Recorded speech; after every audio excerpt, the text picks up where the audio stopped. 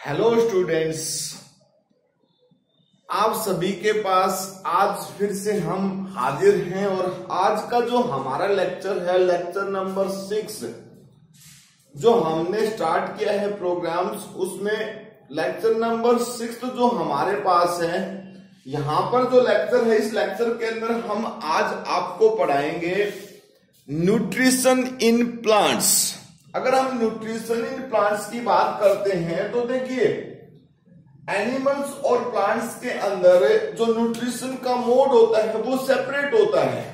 उसमें हमारे पास आज के टॉपिक के अकॉर्डिंग सबसे पहली जो यहाँ पर देखिए पॉइंट्स है, उसमें है न्यूट्रिशन की जो डेफिनेशन है। न्यूट्रिशन का क्या मतलब होता है?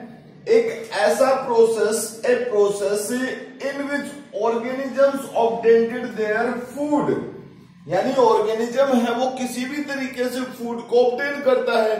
चाहे उसमें एनिमल्स की बात करें हम, चाहे प्लांट्स की बात करें, हर किसी ऑर्गेनिजम्स को लिविंग फॉर्म के लिए, जिंदा रहने के लिए फूड की रिक्वायरमेंट होती है, क्योंकि फूड की सहायता से ऑर्गेनिज्म को एनर्जी मिलती है। अब उस एनर्जी को लेने के प्लांट्स के या एनिमल्स के डिफरेंट मोड्स हैं, उसमें हमारे पास उसको हम न्यूट्रिशन के नाम से बोलते हैं। अब हमारे पास क्या है? Types of nutrition. मेन अगर अर्थ की सरफेस पे ऑर्गेनिजम्स के क्लासिफिकेशन के बेस के ऊपर देखें तो मोड ऑफ न्यूट्रिशन में मेन जो टाइप है वो 3 ही है। ऑटोट्रोपिक जो ग्रीन प्लांट्स में है, ऑटोट्रोपिक का मतलब होता है एक ऐसा मोड जिसमें ऑर्गेनिज्म से सेल्फ फूड की प्रिपरेशन करता है, खुद खाना बनाता है, जिसको हम स्वपोषी के नाम से बोलते हैं। अगर हिंदी में हम बात करें ऑटोट्रोप्स का मतलब क्या है, तो इसको स्वपोषी बोलते हैं। दूसरा पॉइंट हमारे पास क्या है? हेट्रोट्रोपिक। हेट्रोट्रोपिक का मतलब होता है भाई जो परपोषी होते हैं, मतलब दूसरे जीवों से अपना खाना लेते हैं।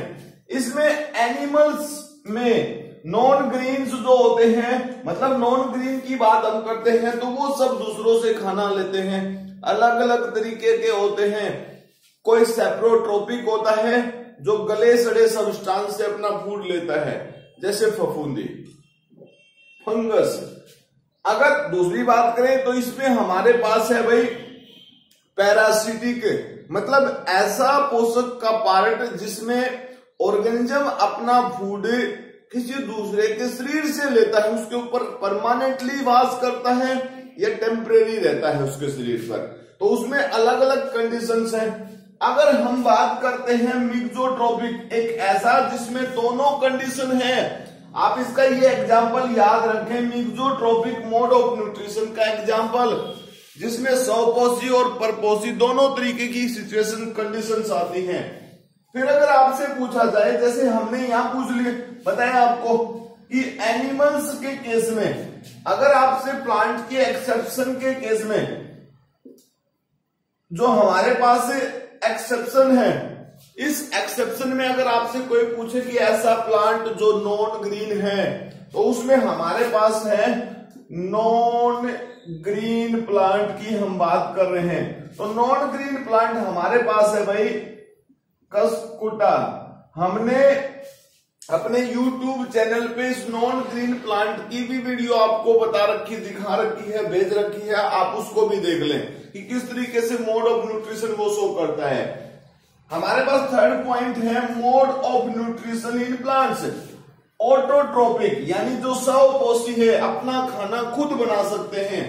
उसके बाद है प्लांट, अब जब अपना खाना बनाते हैं तो उस खाने को बनाने के लिए उनके पास एक स्पेसिफिक प्रोसेस की रिक्वायरमेंट होती है। अब अगर हम स्पेसिफिक प्रोसेस की रिक्वायरमेंट जिसकी बात कर रहे हैं, वो kौन सा प्रोसेस है हमारे पास, उसको हम बोलते हैं फोटोसिंथेसिस। इसका मतलब प्रकाश संश्लेषण।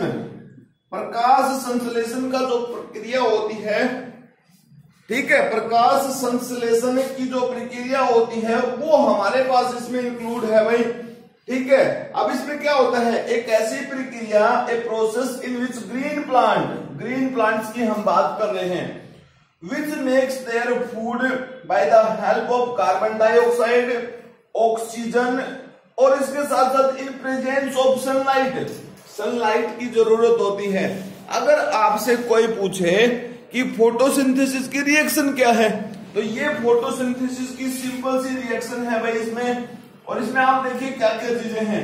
यहां पर हमारे पास कार्बन डाइऑक्साइड, यहाँ हमारे पास वाटर, देन हमारे पास ये सब्सटेंस है ग्लूकोज, और देन उसके बाद हमारे पास ये ऑक्सीजन बनती है इस प्रक्रिया में, और वाटर भी रिलीज होता है। तो टोटल प्रक्रिया जो हमारे पास है इसमें अलग अलग टाइप की रिक्वायरमेंट है।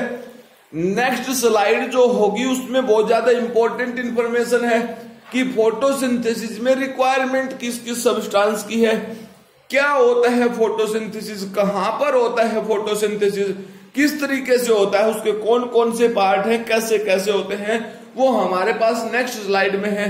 अब हम आपको नेक्स्ट स्लाइड के बारे में बताते हैं। देखिए सेकंड नंबर स्लाइड में स्टूडेंट्स देखिए हमारे पास क्या है। हमने कहा कि फोटोसिंथेसिस यानी प्रकाश संश्लेषण की जो प्रक्रिया होती है, उस प्रक्रिया के लिए हमें रिक्वायरमेंट होती है अलग अलग सब्सटेंस की। तो उसमें हमारे पास क्या है, कार्बन डाइऑक्साइड, वाटर, क्लोरोफिल और सनलाइट। ठीक है, यहां से भी क्वेश्चन आ जाता है, आपसे पूछा जा सकता है, बहुत सिंपल क्वेश्चन है कि किस किस सब्सटेंस की, मतलब कौन से कॉन्स्टिट्यूएंट है जो फोटोसिंथेसिस में रिक्वायर्ड होते हैं। उसके बाद नेक्स्ट सो इंपॉर्टेंट क्वेश्चन, यहां से देखिए आप, साइट फॉर फोटोसिंथेसिस यानी वो जगह जहां पर फोटोसिंथेसिस होती है प्लांट्स में। प्लांट्स की लीफ के अंदर जो प्लास्टिड है, और स्पेशली कौन सी प्लास्टिड, क्लोरोप्लास्ट जिसको हम बोलते हैं। This is the site where the प्रकाश संश्लेषण यानी फोटोसिंथेसिस का जो प्रोसेस होता है वो इस जगह पर होता है। देन उसके बाद है पार्ट्स ऑफ फोटोसिंथेसिस। फोटोसिंथेसिस की जो रिएक्शन होती है, उस रिएक्शंस को कंप्लीट करने के लिए दो प्रक्रियाएं होती है। एक तो होती है डार्क रिएक्शन, एक तो होती है लाइट रिएक्शन, दूसरी होती है डार्क रिएक्शन। अब ये दोनों साइड जो होती है इनके अलग अलग नाम है आपके पास। लाइट रिएक्शन जिसको हिल रिएक्शन के नाम से बोलते हैं, it is also called the photochemical reaction. देखो फोटोकेमिकल जिसमें लाइट की रिक्वायरमेंट होती है, आप ये बात देखिए, फोटोकेमिकल जिसमें लाइट की जरूरत होती है, इसको बोलते हैं। देन दूसरी चीज हमारे पास है डार्क रिएक्शन, जिसको ब्लैक मैन रिएक्शन, क्योंकि साइंटिस्ट ने डिस्कवर किया, यहां पर भी हिल ने इसको डिस्कवर किया। और थर्मोकेमिकल रिएक्शन यानी इस प्रक्रिया में, इस पार्ट में हमें लाइट की जरूरत नहीं है, सिर्फ हीट की, वार्म अप की रिक्वायरमेंट होती है। देन उसके बाद देखिए हमारे पास है site for the light reaction, यानी ये दोनों रिएक्शन जो होती हैं वो पौधे के अंदर अलग अलग जगह होती हैं। और उसमें हमारे पास क्या है भाई, एक हिस्सा है ग्रेनम जिसको थैलेकोइड बोलते हैं। अगर आप क्लोरोप्लास्ट की स्ट्रक्चर देखोगे तो उसमें ये साइट होती है, जगह होती है जहां पर हमारे पास क्या होती है, लाइट रिएक्शन होती है। दूसरी साइड जो हमारे पास प्रेजेंट है उसमें हमारे पास होती है डार्क रिएक्शन। अब site for the dark reaction अगर हम बात करते हैं तो वो होती है स्ट्रोमा में या मैट्रिक्स में। यहां से आपके पास इंपॉर्टेंट क्वेश्चन आता है, हर टाइप के कंपटीशन में यहां से क्वेश्चन आ सकता है, आपसे पूछा जा सकता है। मैंने आपको बताया कि यहां से क्वेश्चन पूछा जा सकता है, यहां से क्वेश्चन पूछा जा सकता है। उसके बाद हमारे पास 10 नंबर पॉइंट में देखिए पिगमेंट्स रिक्वायर्ड फॉर फोटोसिंथेसिस। अलग अलग टाइप की पिगमेंट्स की रिक्वायरमेंट होती है फोटोसिंथेसिस का जो प्रक्रिया होती है उसमें। कौन कौन सी भाई, ग्रीन कलर जो देती है हमें, दैट इज कॉल्ड क्लोरोफिल। आप याद रखें, ग्रीन कलर जो प्रोवाइड करती है वो कौन सा है, क्लोरोफिल है। ऑरेंज कलर जो देती है उसको हम किसमें बोलते हैं, कैरोटीन में काउंट करते हैं। अगर हमें कलर देती है येलो, येलो कलर जो प्रोवाइड करती है, उस येलो कलर के लिए हमारे पास है ज़ैंथोफिल्स। ठीक है ना, आप यहां से, ये इंपॉर्टेंट पॉइंट है, ये इंपॉर्टेंट पॉइंट है भाई। यहां से इन तीनों का कलर बेस आपको पिगमेंट्स के नाम याद होने चाहिए। अगर कलेक्टिवली ग्रुप की बात अगर हम करते हैं, कलेक्टिवली जो ग्रुप हमारे पास प्रेजेंट है कलेक्टिव नेम, ठीक है ना, और किसका भाई, कैरोटीन और ज़ैंथोफिल्स, इन दोनों को मिलाकर हम बोलते हैं कैरोटीनोइड्स। इन दोनों को मिलाकर हम किसके नाम से बोलते हैं, कैरोटीनोइड्स। हमारे पास आज के लेक्चर का कुछ पार्ट और बचता है जिसको हम नेक्स्ट स्लाइड में बताते हैं आपके सामने, और नेक्स्ट स्लाइड में भी कुछ इंपॉर्टेंट इंफॉर्मेशन है, आप उसको भी देखें किस तरीके से हमारे पास हम उसको चेंज करते। देखिए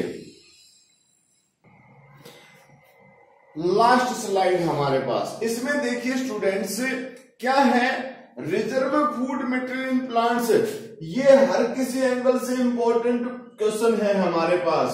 तो इसमें हमारे पास आता है स्टार्च, और अगर हम प्लांट सेल की, ये प्लांट सेल की बात हम करें, एनिमल सेल की बात करते हैं, तो उसमें होता है ग्लाइकोजन। ग्लाइकोजन प्लांट सेल में हमारे पास स्टार्च है, एनिमल सेल में हमारे पास ग्लाइकोजन है। दूसरी next question, chemical required for starch test.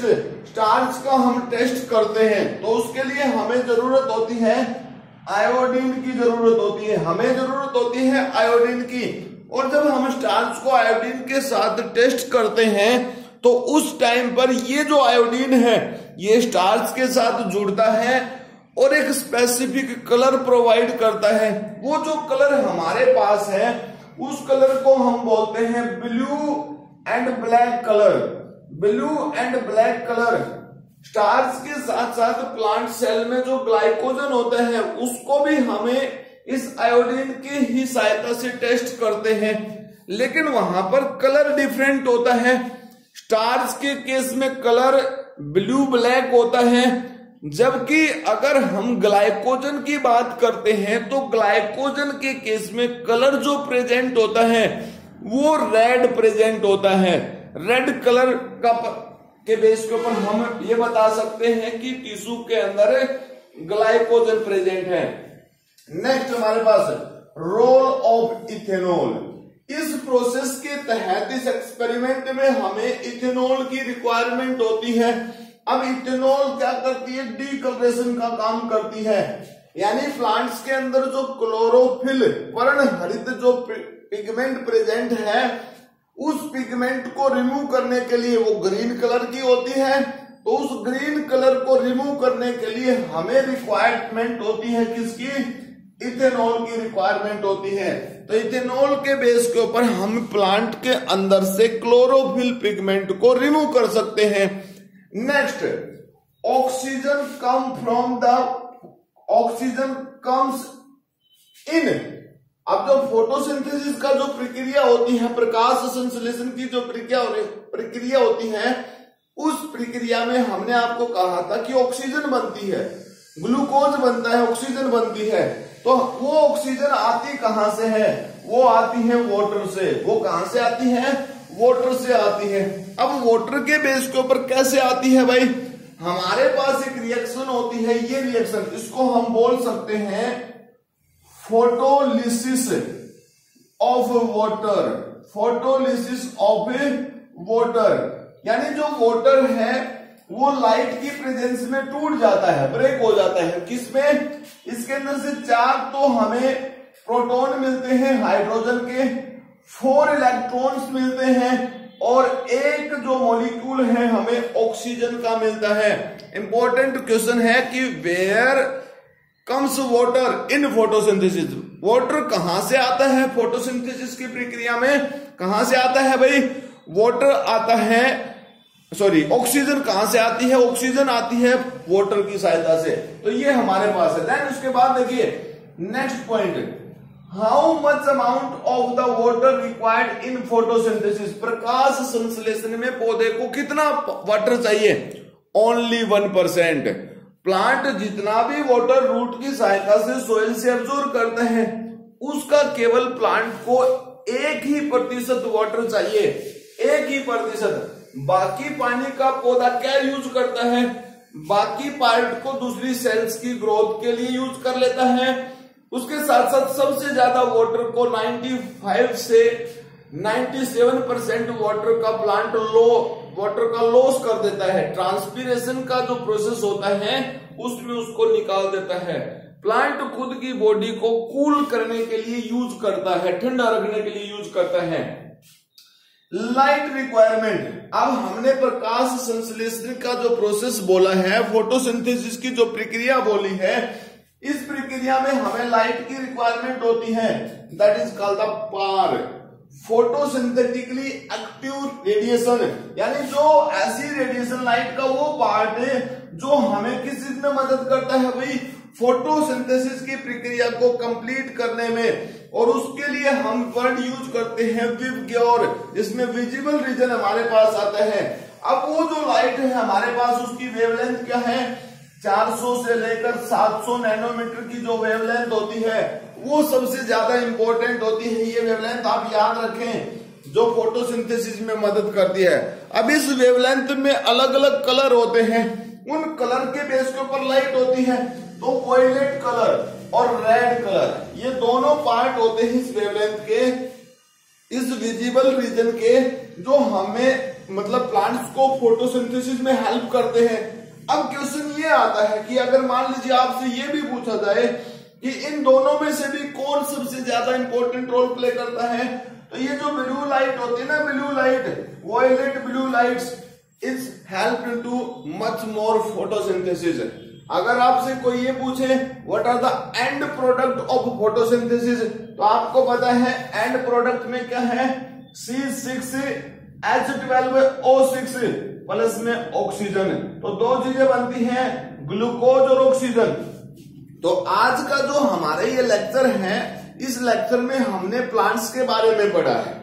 Next time हम जो लेक्चर देंगे वो न्यूट्रिशन इन एनिमल्स, और न्यूट्रिशन इन एनिमल्स में हम ह्यूमन बींग्स को अपना एक एग्जांपल लेकर चलेंगे। तो ह्यूमन बींग्स का जो न्यूट्रिशन है कैसे करता है, किस तरीके से करता है, वो सब हमारे नेक्स्ट लेक्चर में होगा। तो आज के लिए हमारे पास इतना ही, मिलते हैं नेक्स्ट लेक्चर में। तब तक के लिए thank you, have a nice day.